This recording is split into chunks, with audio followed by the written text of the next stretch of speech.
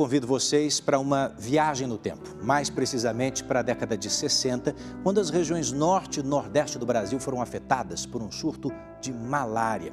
Vocês sabem que naquela época um programa de combate ao mosquito, transmissor da doença, mobilizou centenas de trabalhadores.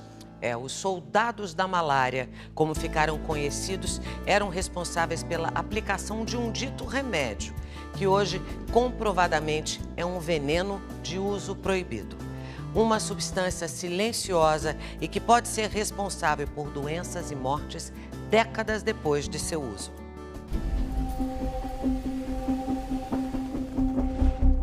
Estes homens desafiaram a selva para combater um inimigo mortal.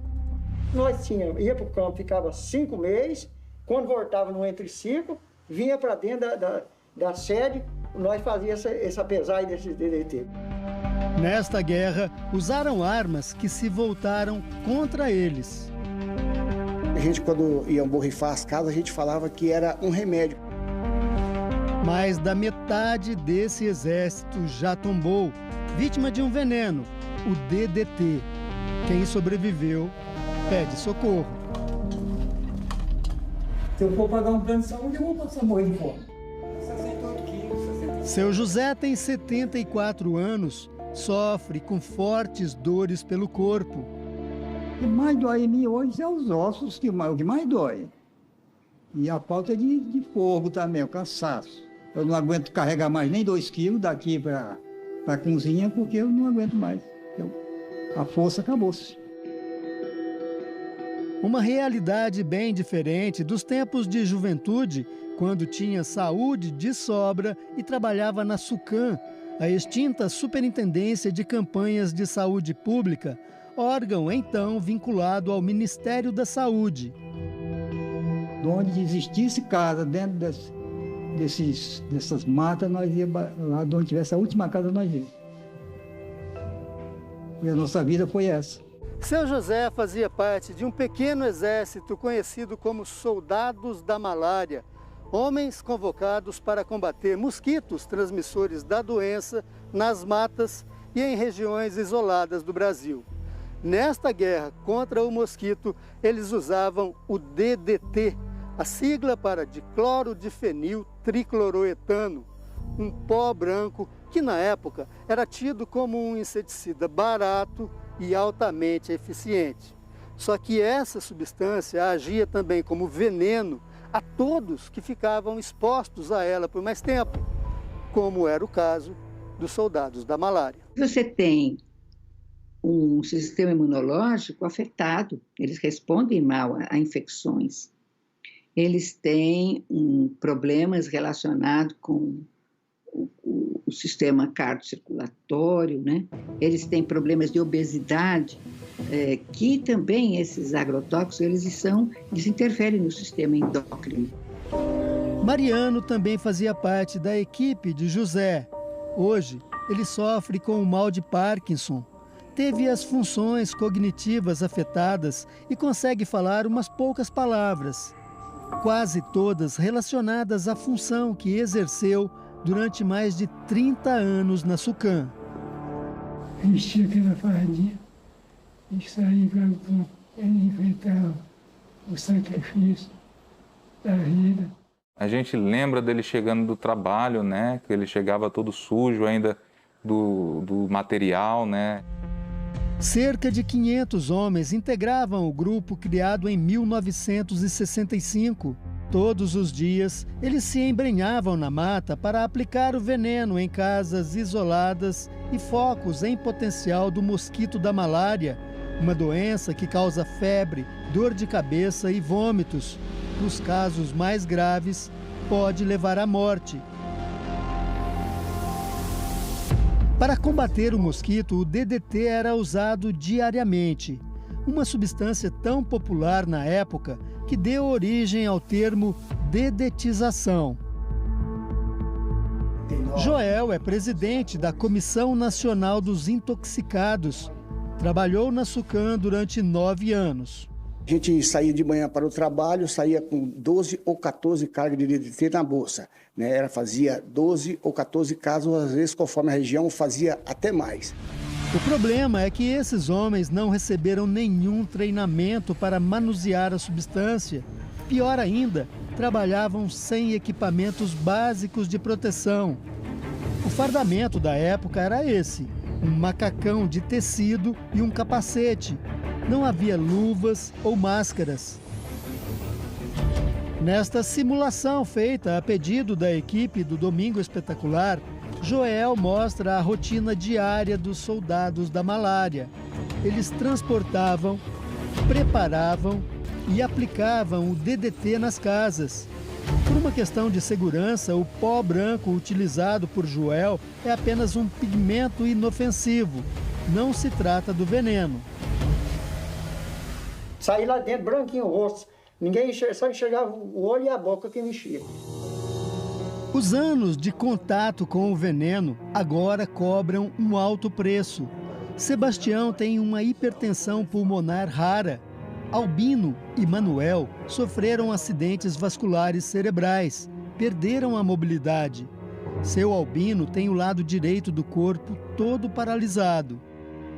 Não vai conseguir chegar no final da vida, porque o salário é muito pouco e as coisas vão subindo demais. Como é que a gente vai? Não tem quando. Emir também é um ex-borrifador. Assustado com o número de companheiros doentes ou que morreram prematuramente, escreveu um livro contando a saga dos soldados da malária. Quem trabalhou com inseticida desde o começo, eu, por exemplo, comecei em 1965, em 1970 eu já sofria sequelas terríveis. Eu fui me tratar no Rio de Janeiro com vários problemas de úlcera, de gastrite, né, de processo respiratório, e ninguém sabia o que era, os médicos não tinham a mínima noção. Os números levantados por ele impressionam. De 92 para 2020, morreram 108 pessoas. Né? O que acontece? Os médicos não têm como dar um diagnóstico, né, de óbito como se fosse causa do DDT. Eu acho, se não me engano, 1 ou 2 que fez isso. Né? A maioria não tem, porque eles não têm certeza de que então, doença desconhecida, normalmente cardiorrespiratória, né? Câncer, muitos morreram com câncer. Então, o DDT ele tem uma situação muito agravante, que ele atinge o organismo da pessoa e você fica vulnerável a qualquer doença, né? Um perigo ainda maior agora, em meio à pandemia da Covid-19. Entre os trabalhadores, a sensação é de abandono, já que muitos deles não têm condições de arcar com as despesas médicas. A maioria desses soldados vive com um salário mínimo por mês.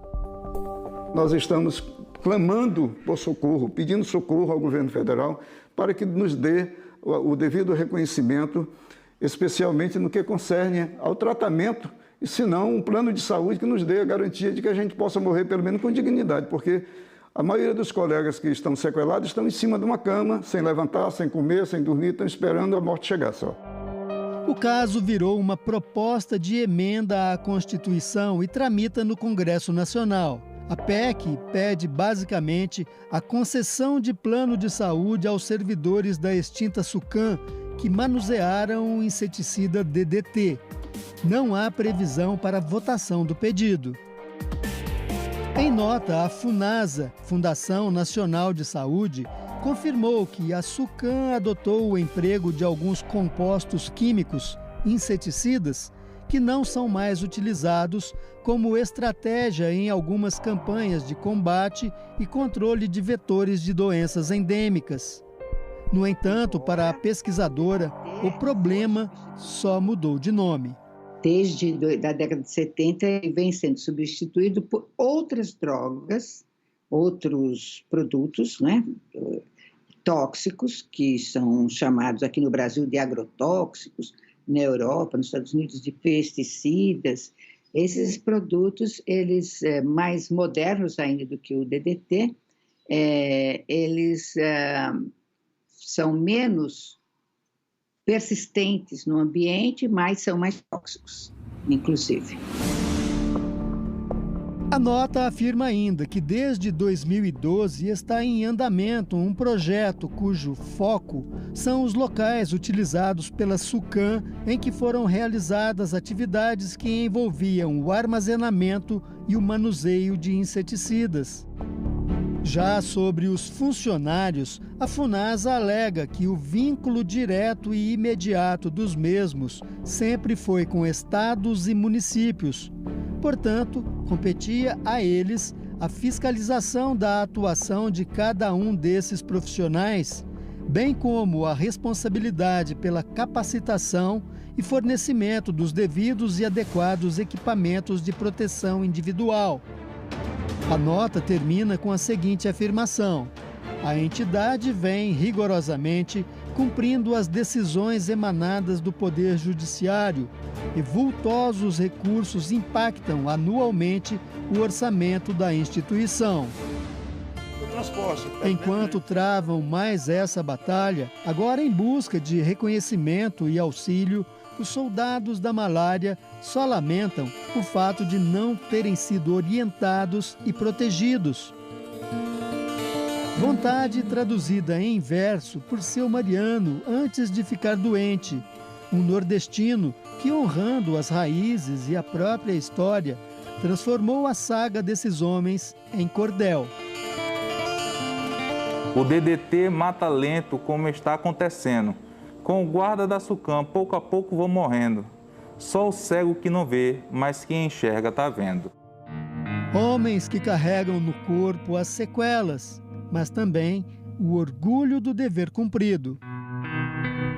Nós sofremos muito e trabalhamos para levar o melhor de nós, a saúde, para o povo. E para mim é uma honra ter cuidado de muitas famílias. Para mim é um orgulho.